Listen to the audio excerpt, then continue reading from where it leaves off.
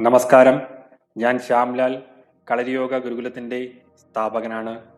ഇന്ന് ഈ വീഡിയോയിൽ വിവരിക്കുന്നത് നമ്മുടെ ശരീരത്തിലെ ശക്തി കേന്ദ്രങ്ങളും അവയ്ക്ക് ചുറ്റും അല്ലെങ്കിൽ അവയുമായി ബന്ധപ്പെട്ടിരിക്കുന്ന മർമ്മങ്ങളുടെ വിവരണമാണ്. ഇതിൽ ആദ്യം ആധാരങ്ങളും ചക്രങ്ങളും തമ്മിലുള്ള വ്യത്യാസം നാം മനസ്സിലാക്കണം. ചക്ര മെഡിറ്റേഷൻ്റെ പരിശീലനത്തിന് ശേഷം അതിൻ്റെ അടുത്ത തലത്തിലേക്ക് നാം കടക്കണം.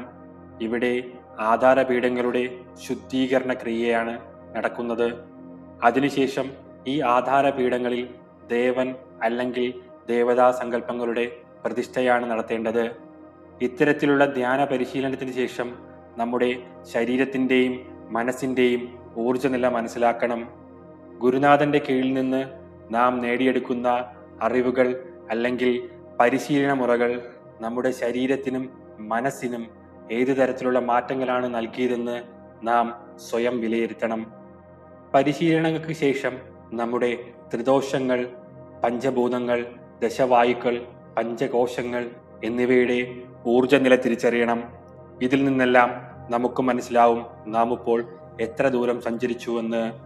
നമ്മുടെ മൂലാധാര ചക്രത്തിനോട് ചേർന്ന് 3 മർമ്മങ്ങൾ, സ്വാധിഷ്ഠാനത്തിൽ 7, മണിപ്പൂരകത്തിൽ 10, അനാഹതത്തിൽ 41, വിശുദ്ധി ചക്രയോട് ചേർന്ന് 15 സ്ഥാനങ്ങൾ, ആജ്ഞയോട് ചേർന്ന് 32 സ്ഥാനങ്ങൾ, ഇവയെല്ലാം ചേർത്ത് ആകെ 108 മർമ്മസ്ഥാനങ്ങൾ.